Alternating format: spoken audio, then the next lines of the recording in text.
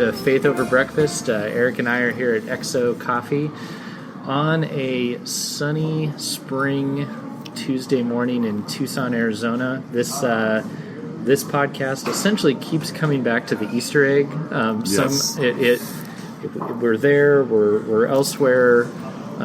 We somewhere in the middle there. Just bear with us. We have a moment, and then I think we get back into some stuff that's really helpful. But even the moment, I would say was a meaningful one for us. So it was a meaningful. Join us. Yeah, and hey, yeah. Go on to the different places like Apple and Google Play and rate us, because if you rate us, then we stay higher in the search engine. Means more people can hear us.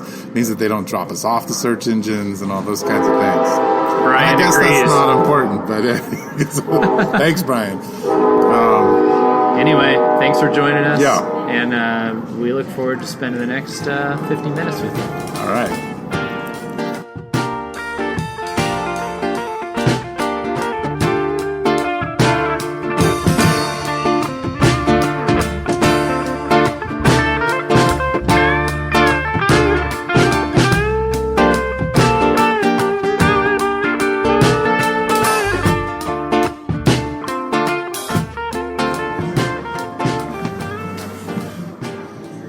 Welcome to Faith Over Breakfast with Andy and Eric. I just got here. It's good to see you, Andy. It's good to see you too, Eric. You seem a little bit flustered. Yeah, I hit every red light. Mm-hmm. I dropped off David late. No, and I was coming from Pantano and Broadway. Why? Because that's school. Oh. So. Man, well, we know some of you are in Japan and you don't know where Pantano and Broadway is, but it's far. It's far. And if you hit really every far. red light, it doesn't take the 20 minutes that it normally does. Yeah, man. Well, sorry. No, here I am. I've been here since 7 a.m., so I've just been you didn't play hanging basketball out. today? I didn't play basketball. Oh, and you're in your Jelly Belly outfit today. I'm in my Jelly Belly jacket. Yeah, you look like a racer. I look fast, even though I'm not. And anyway, my name's Andy Littleton. Your name's Eric Siepen. This is Faith Over Breakfast. We're in Tucson, Arizona. Right. At XO Coffee. Yeah. Where they sorry, too, that we didn't do a podcast last week. So people had to wait. Yeah. My life has been crazy. Your life's crazy right now, but you're still here. Yeah. XO Coffee is good. Their service is good. You know how I know it's good? How do you know it's good? Because they forgot to make my cup when I first ordered. And I knew I was going to be here for a long time, so I was like, you know what, that's fine, I'll get it in a little bit. And then I went up not complaining. I just was like, hey, I didn't get that coffee earlier, and they apologized profusely, offered to make me extra cups today, gave me free drinks for the future. Really? Yeah, and this is a small family-owned establishment. Free cups for the future. Is that like a special card you get too? Free cups for the future. Oh, you did. Look, I've got cards. Oh, and they stamped them out for you.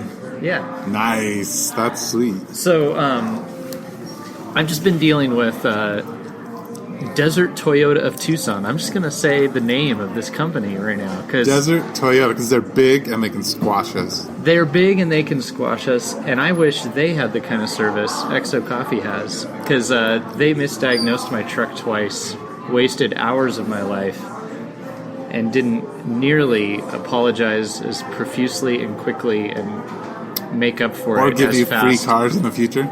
Or they just, man. Anyway. Well, you should take it to Jeff. That's exactly what I did. It's my truck is at Jeff's shop now. See, and this is how churches share their mechanics. This is not the way it should be.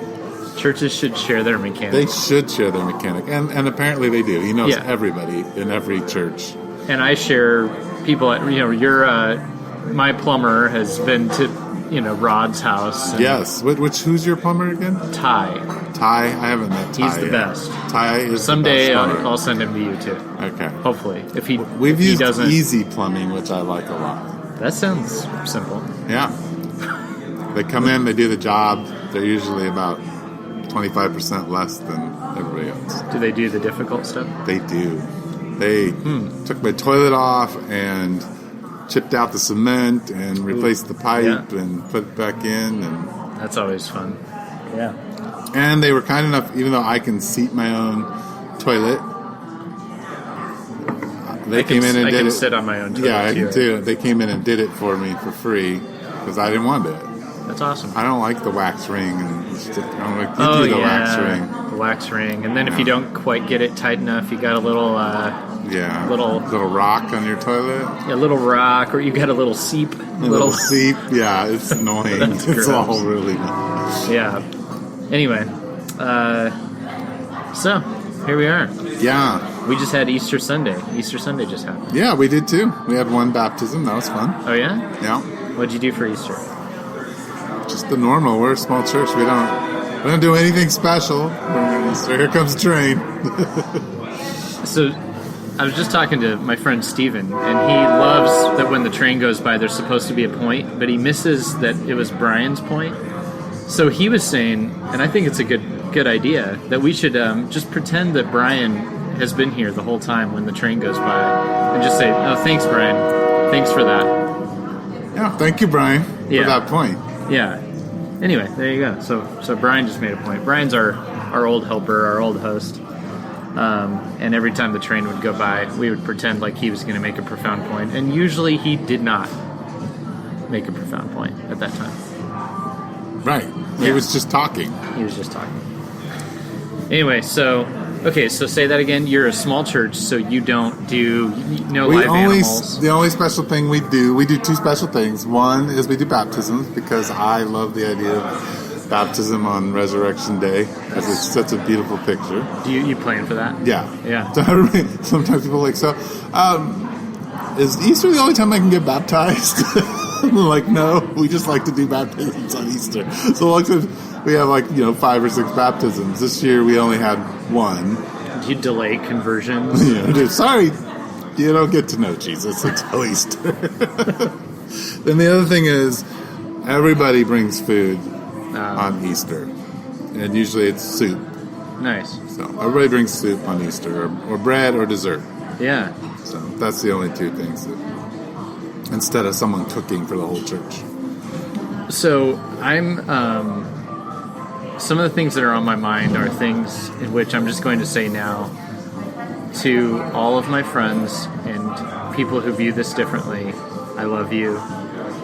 I'm not trying to beat up on folks, but I struggle with a couple things. So just from what I see from the social media realms, what it feels like Easter has become is a photo op day, for one. Yeah. And I don't know. I was struggling with, I was thinking about as we were leading up to this Easter, because it's been kind of crazy in our world, so we honestly didn't have, Didn't do anything for Easter. We really didn't do anything, and we didn't have a very good plan. We didn't think through even... I don't know that we even really applied our values as a church, necessarily, like we should have, because I was working on our building till 12:30 a.m. Easter morning. You opened up, though, right? At the building? We did. Oh, yeah. Yeah. Was it fun? It was fun. I was dead. I was so dead. Oh, I know this story, yes. Yeah. But we made it. And that was exciting. And it's good. It's really good. But a couple things that, I just noticed, we didn't do any it never even crossed my mind to make an Instagram spot. And then I realized a lot of churches, including great friends of mine, all had an Instagram setup for Easter, right. And I had made a joke. My daughter asked me if we got her an Easter basket, and I just said no. She said, "Why not?" And I said, "Why would we? Jesus rose from the dead, here's some chocolate." And she laughed. She just thought my sarcasm was funny in that moment. But I just sort of, that's sort of where I am with some of this stuff. maybe I'm a little jaded, but I'm like, I think like I don't engage deeply enough with the resurrection ever, like I should. And so like coming around to something like Easter and like the big crescendo of it, I have one vivid Easter memory from church in my life. And that was when I went to Victory Assembly of God as a kid. And I won the Easter egg contest, which means I found a lot of hidden eggs. And I won a giant chocolate rabbit. Wow. I don't remember anything else about any other Easter service, and I think that stinks. Like, that's not good. I don't know. Or it doesn't seem like that should be what the church. What I hear you saying me. is that you don't like how these churches are putting out the Easter eggs and trying to bring people in so that they can hear the gospel? Right. Wow. Yeah. I don't like gimmicking people into hearing the gospel with chocolate. Wow. I will just say that. I don't. You don't like it? No. But you apologize at the beginning of this podcast for not hurting anybody else's feelings. You want to make sure that it's just something you're struggling with and that they shouldn't feel offended. I don't know. But here's the thing, like, because I don't, like, it's sweet to see people's family pictures. Yes. It's really sweet. Uh-huh. You know, that's great. And I love that kids like to hunt for round objects in the grass. That's also fun. great. Yeah. That is also fun. I love chocolate. Chocolate, one of my favorite things in the world. Right. I completely get the motivation of chocolate. But putting that around the resurrection's hard for you. Yeah. So I imagine that if you went into the temple and there were all the people at the tables, you'd be like, okay, guys, like, I understand why you're all doing this because we have to get the right sacrifices for everybody. But I'm going to have to fold this table down gently. I'm going to have to fold it up and put it down because we can't do this anymore. I'm not going to throw the table, but it could be okay, but I'm pretty sure it's not. Right. So you don't like the fact that maybe your church is a critique on other churches. Well, here's the truth. Okay. I don't think we were a critique on other churches this year. You feel like you really kind of went into the mainstream? Yeah. So what elements of the mainstream did you buy into this year? Well, we did have an egg hunt. Your church had an egg hunt? We did. It was minimal, but we did. And part of it is I just didn't have it in me to disagree much on it. I made a quick statement that I wanted to have more meaningful traditions. But then when other people wanted to do it, I just was like, okay, go ahead. Like, because I was just so tired. Right.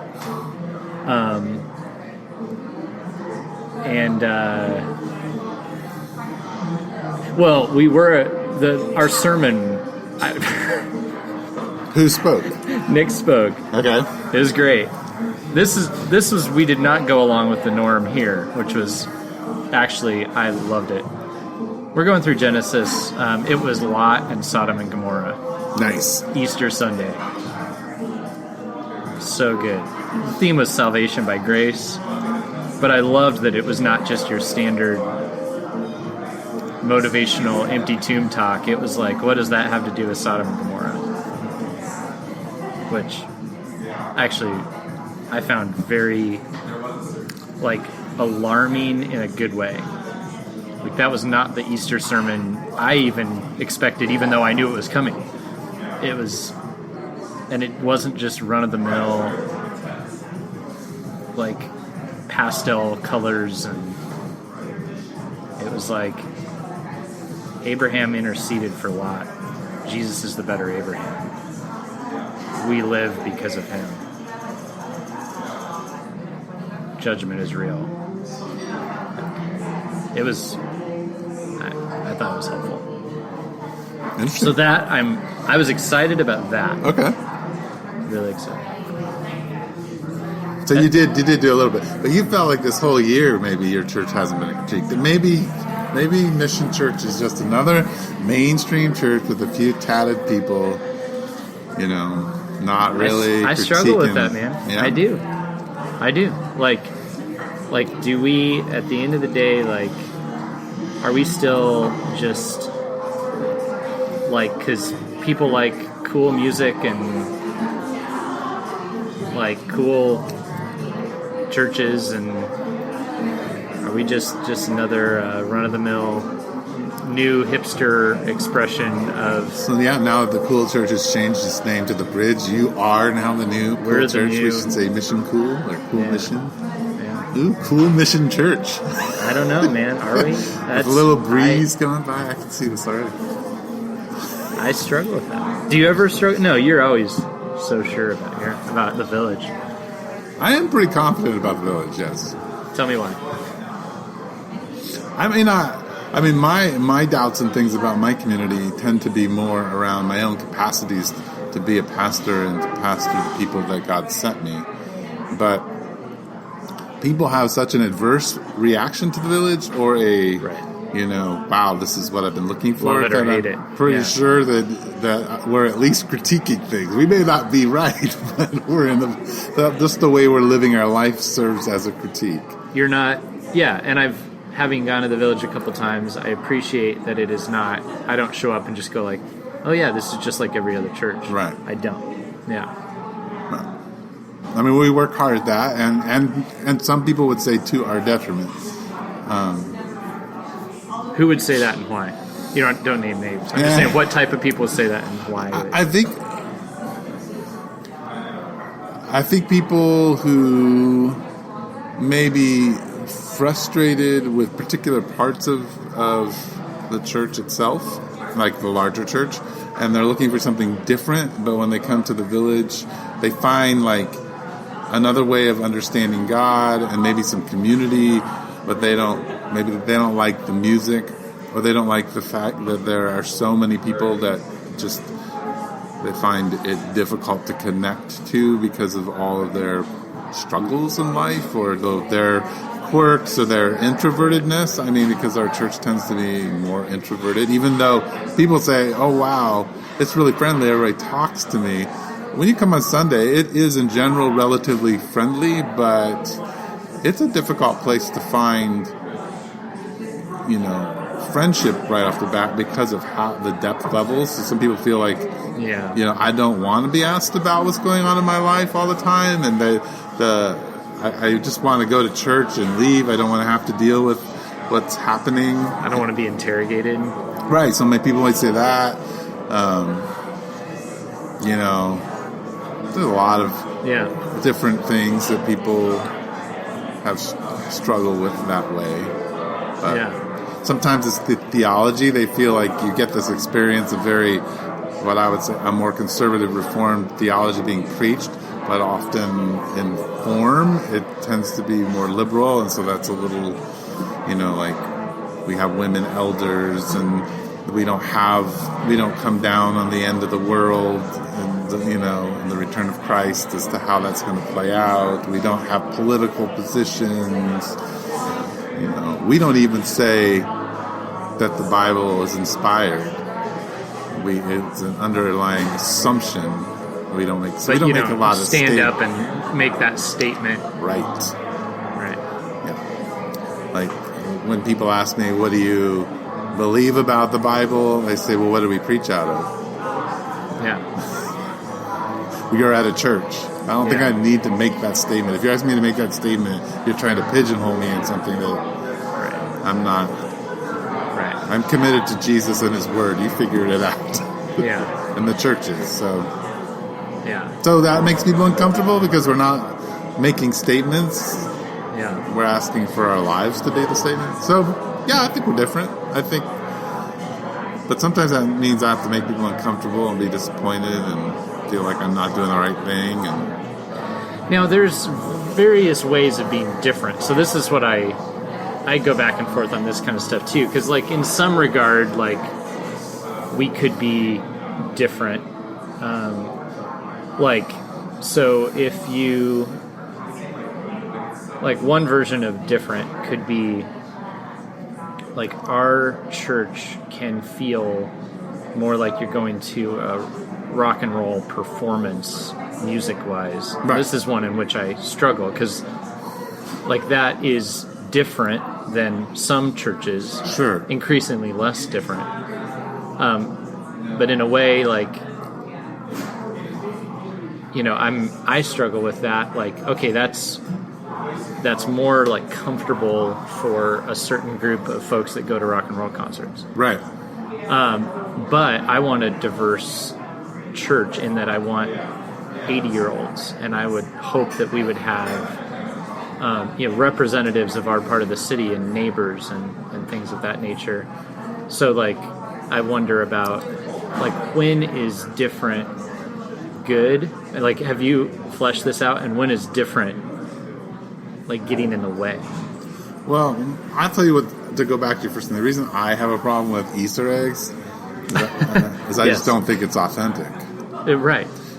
If one church had culturally kind of immersed themselves in their neighborhood and found this really deep-seated thing for Easter and bunnies and how... There's a neighborhood in Phoenix, I just heard, where chickens are just roaming the whole neighborhood. Okay. Easter egg hunt makes total sense in that neighborhood. That neighborhood, Easter eggs. I mean, that is like, that's culturally, that's being missional and a missiological approach to the whole thing.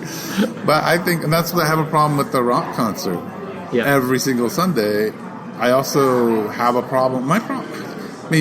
The problem is I don't want to go to church and it be the same. Right. I want to go to Calvary Chapel and have it be different than Casas Adobes and have it be different than Victory. And I don't want it to be different in just that some of us speak in tongues and some of us don't. And you want it to be like reflective of the community where that church is. Yes. Right? Not our Christian tribal differences. Yeah. Yes. Well, and I love going to church. I mean, preachers are all different. Yeah. I love hearing the way preachers approach things differently, but musically we all have to be the same. Bible studies we all have to. We have to do everything the same. Like the sameness does not seem to fit into the way Jesus or God created the world. Now there are certain. I would assume you guys hold the Apostles' Creed because of the sameness that brings between you and other churches. So there's a level. Right. In practice, I think creativity has to play itself out and it has to be authentic. Yeah. So this Rod, we had a conversation with Rod, Nick and I last week, and we were talking about the church writing its own music, and Rod referenced some conversation in the distant past, it sounded like, where it was like perhaps you were writing most of the music for the church rather than the church body writing it. Is this accurate at all, or? And then that's changed over time, that now like the music doesn't just come so much from you and your family, but maybe from more people. I think that, in the beginning we had, actually, no. Like, so in the beginning, there was a collective of people who wrote that I wasn't part of. Okay. And then there was a middle part of the church where I really got into playing guitar and wrote maybe 15 songs for the church. But we have, over the last few years, had more songwriters enter in, and so it's gotten more of a variety. But I'd say there's probably 10 people who write music at the Village.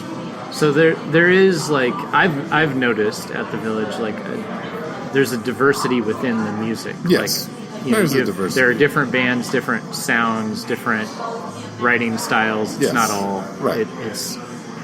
And that's probably what some people hate. Is it's like it's not just you don't get just what you expect. Yes, and there is a joke at the Village that every song starts on A minor. Or E minor. I mean, all our music is very minor chorded, and that was on purpose in the beginning. I mean, because partly, again, we were okay with being critiqued because culturally I mean, I'm actually going, like, hopefully this week, going to be speaking on this one free Sunday before we hit Galatians. And I want to talk about just how I got here and what it means to, like, be pricked by the culture and to see the pain and be driven to offer Jesus to that and how you understand that in the culture. And I think when we started playing at church in 99, started that process, there was such a lament in the culture about life in its music and in its art that began to stir me in ways that, like, trying to understand how does the church speak to the lament of things. And at that time, I will say that Christian music has gone in two, like, pathways. One pathway is Hillsong, which we talked about, we won't talk about anymore. But the other path is, like, artists are much better musicians, and they're writing music that's really wrestling with the culture. They weren't doing that, I don't think. In the past, at least that stuff didn't get... Right. It was very, very promoted. underground and not making money. I mean, Tooth and Nail was doing some stuff, but anyway, so, like, I think there has to be an authenticity to bringing the gospel to those things where people don't care. Yeah. And the church isn't speaking to the pain. I think creativity does speak to that. I want to go to Mission Church and hear a different way of understanding the scriptures, of which we're unified on under the Apostles' Creed. I want to hear a group of musicians who are wrestling with whatever it is you guys are wrestling with theologically and singing that for the church. And I don't mind the larger church having a voice in our music and our way of doing things, but I'm concerned that we decide that the larger church's voice is supposed to be the modern voice and so we've forgotten the ancient voice of the chant and of the hymn that's shaped us over the last 100 years, and I don't want to lose that. I think it's very important as a way of anchoring us still in our historic place. And do you ever do, like, for the older people in your congregation, do you do songs just the way they would have sung them? We sing a cappella. Yeah. So, in fact, we've done one, and I think this year we'll probably try to do another couple. Our entire service is just a cappella hymns. Yeah. So. I know that means a lot to some of the older folks I know. Like, even just here and there to not remake all the songs, but every once in a while to honor the journey and to sing it the way that it was sung once. Yes. And I'm sure, like, someday, there's going to be some song of our generation, or maybe not. I don't know. A lot of the songs of today don't stick. No, they don't. But I could imagine a song that meant a lot to me. Or let's just take the church out of it. I could imagine hearing a song that was, like, a big part of growing up for me, reimagined somehow, and being like, I don't want to hear this version. I want to hear the original. Like, that's the one I connect with. Well, we have, so we've been around 18 years. Music defines who you are in a lot of ways. No matter, we grow up listening to music. So the little kids of our church who are now in their 19, 20 years old, they just get elated if we play what would now be considered the oldies, songs that are 18 years old, or whatever. Yeah, they're so excited, and they'll come up and say, "Oh, I'm so glad you sang these songs," because they define who they are, and they get so upset when we change them or rearrange them.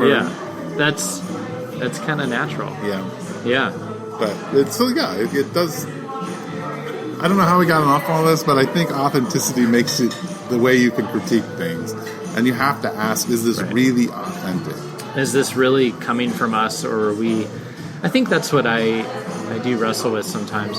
And then, I mean, the hard thing is, like, coming from us. I mean, we're talking about a community... I mean, we had probably 120 people at church on Sunday, and that us is different than the us of a year ago, because we merged and things have changed, and now we've moved into a new neighborhood. And so, like, asking, like, is this authentically us? I don't think is a one-time question. I think it's a question you're asking over and over and over. Like, who is this community? And are we, is this church is this worship of this community? Is this Right. having the conversation, preaching to this community? Right. Well, and what happens on Sunday, I believe, has become more and more important because of how, in some ways, McDonald's style a lot of churches have become. And what I mean is that you drive in and you're serviced. You Right. have programs for your children. You have, youth groups. I know one big church. I know people who go there, and they haven't been to the service forever. Yeah. They go to the Sunday school, and then they all hang out in the the playground. They never go to church, so they're not hearing the word preached over them. They're going to church, but not going to church. Yeah, and I don't even understand. I've experienced all that. Yeah, I don't understand all that. And so I think that Sunday, as a community, having the Word of God spoken over you, hearing the words of, like, the songs of people who work together to make that music happen and thought through the words that they're writing and all that to be poured over you, and then to sit and eat together and to question each other and where you're at and hear the stories. That's a powerful... That puts I don't know, that there's a spiritual thing that happens there. Like, the Holy Spirit is acting in a way that he doesn't act, I think, or acts differently in other settings. I don't know. He has something about the rhythm of his people being gathered and inviting people into that rhythm. I don't know. So Easter eggs, I'm out with Easter eggs. I'm out with the whole thing. Like, Jesus rose from the dead. It's not an Easter egg. It's a life-transforming... That's what I'm saying, is like, that's what I believe, but I feel like I want that to impact what happens at our church more.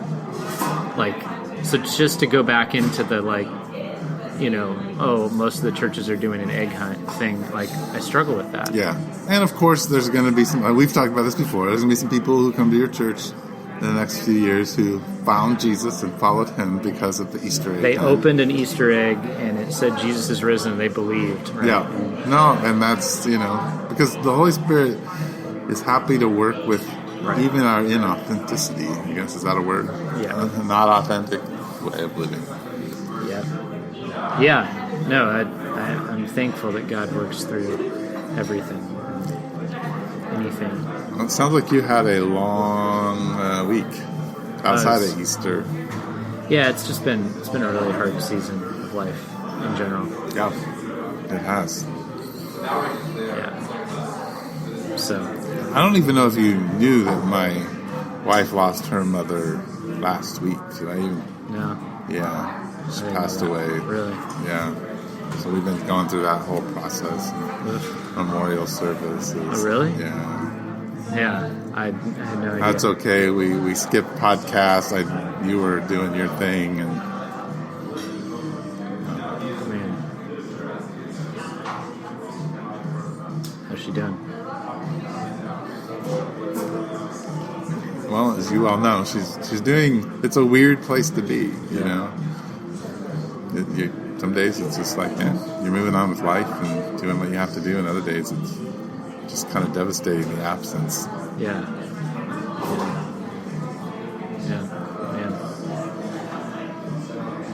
Yeah, it's weird how that stuff, death intrudes. And was it expected? Yes. It's been a 3-month battle. Really? Yeah, and it was really good. Like, the day before she died, that evening, we went over and talked to her. It was the last time she was coherent, and we held her hand for an hour and chatted, and then I went out of the room, and Sue, just laid next to her and cried and sang over her. And that was it, really. That was the end. She told her husband, I want to go to sleep now, and she went to sleep and never woke up.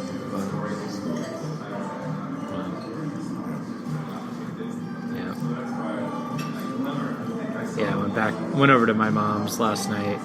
So last night was the first night in months I haven't been working. You may need to take a break, man. I totally do. There's no doubt that I do need to take a break. I'm not fuzzy on that at all. It's been it's been a push, and there's been extra factors that came in, like I just wouldn't have expected it. Thanks, Brian. It's nice to know you understand. Thank you, Brian. So comforting. Yeah. But yeah, I went and talked to my mom. Like, I've talked to her, but not just sat down for a while and talked about my dad. And it was incredible, I think, how I was just right back to grief so easily, so quickly. Even though it's been months now, but it's just, all it took was sitting down and talking about it. It was just like, there it was. Wow. Yeah. So, I don't know. I feel for Sue and the family. Yeah. Sorry. It's really interesting how it kind of brings your whole relationship with your parents into like focus as they're dying, and oh man, and just all the things that have happened and said and done, and your experiences. Yeah, big time. Yep. Oh yeah, I didn't realize you guys were going through that. Yeah.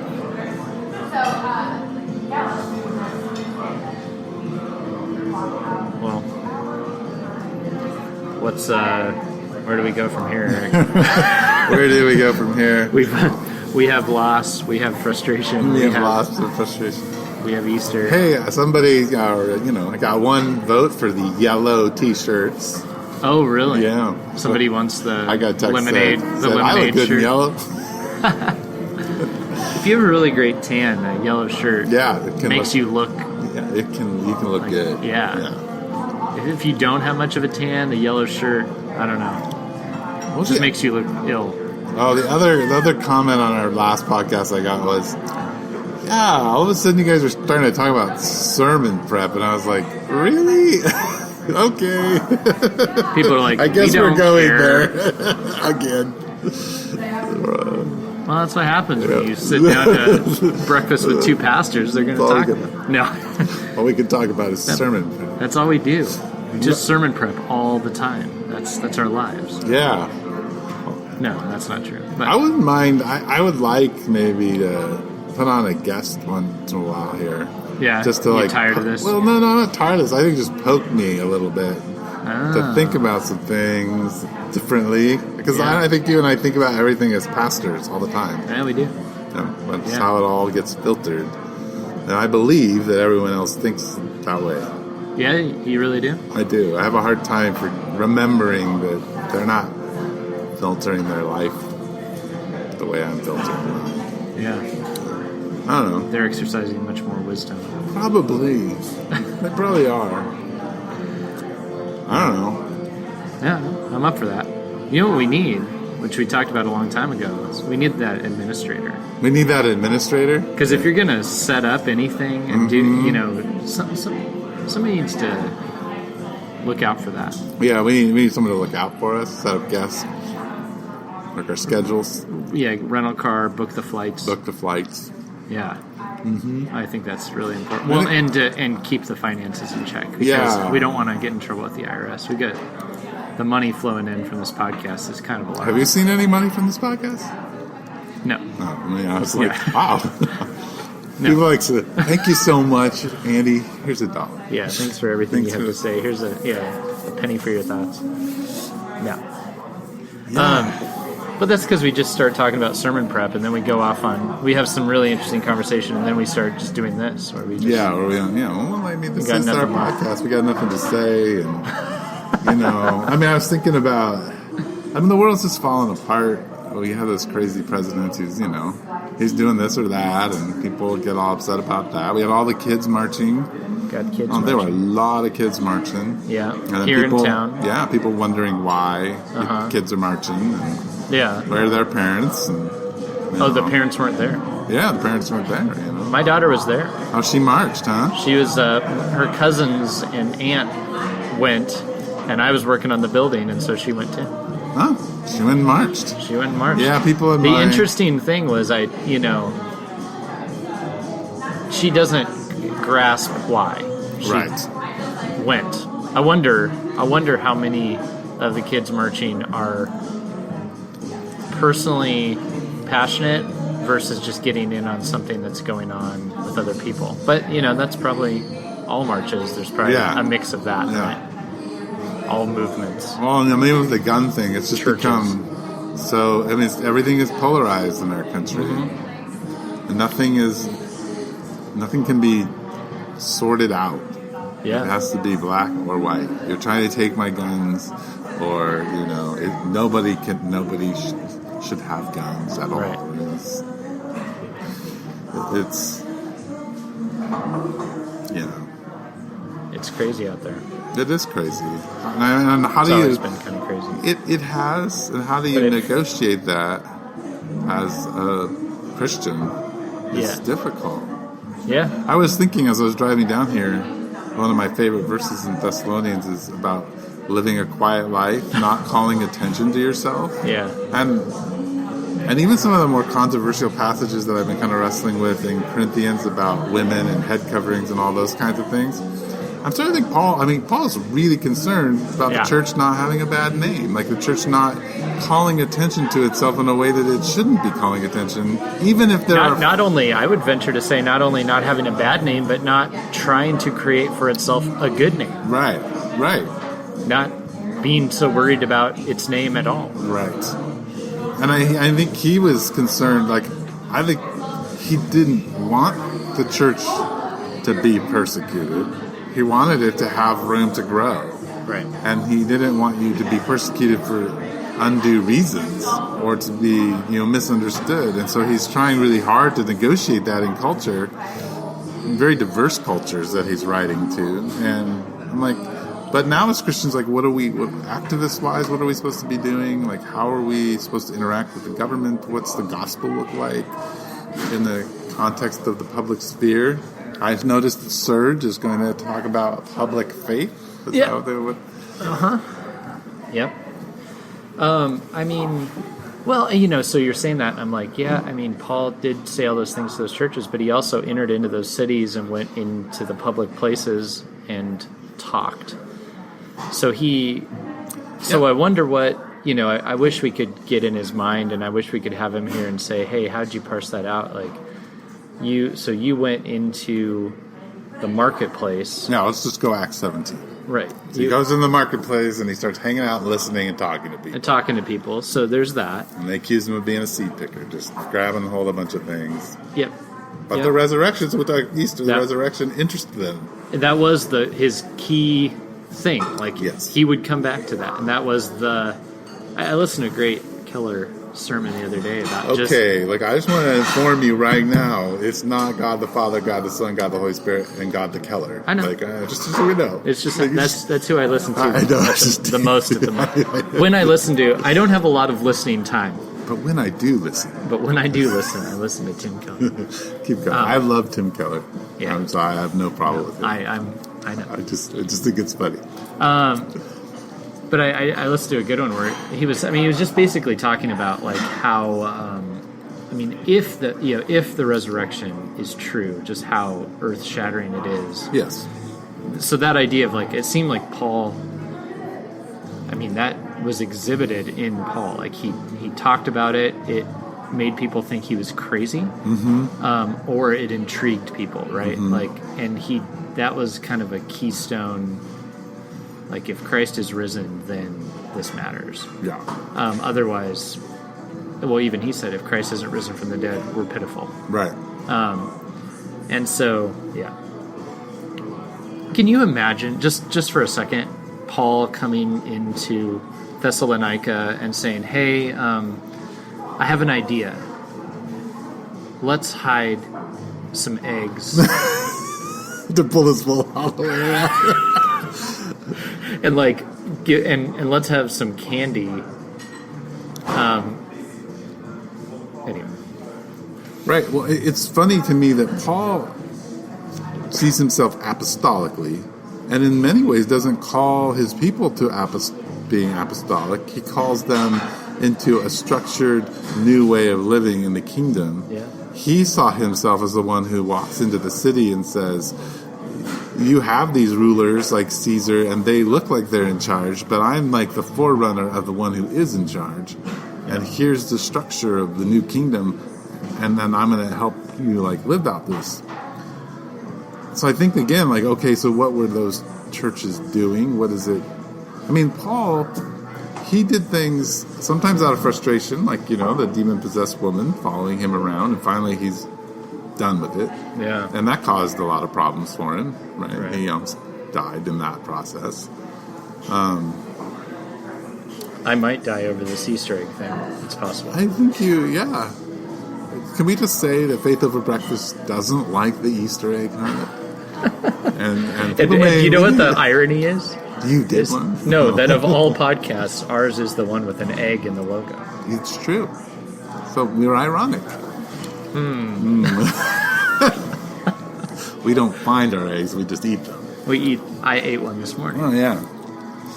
So I don't even know where we're going with that. I think we have to go about things differently. Yeah. No, I'm intrigued by the same thing you're saying. I'm just trying to work that out of like Paul's instruction to the churches are, lead a quiet life. Just like as much as it depends on you, be at peace with everybody. Yeah.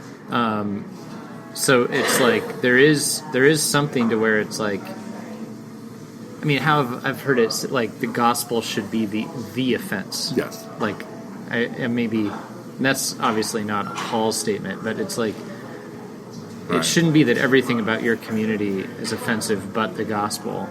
Or other things you're offensive because you're so thoughtless, and you're offensive because you're so, you just don't listen. Right. The gospel, the resurrection, that should be troublesome. Yes. I mean, and I don't think people had too much of a problem having him say, well, there's this Jesus, and he was killed by the Romans. Right. Everybody's we cross. know that. Yeah. That ask somebody to say, follow the guy who got killed on the cross because he rose from the dead. Uh-huh. The resurrection is hard. Yeah. And that defies logic, right? Yeah. But if it's true, it defies logic, and that means it's incredibly true. yes. Yeah. Right. Yeah. Like, I want to walk away on any Sunday, for that matter, Right. confronted with that sort of stuff. I think what was revolutionary to me was one of the guys who really encouraged our community to write its own music and inspired us.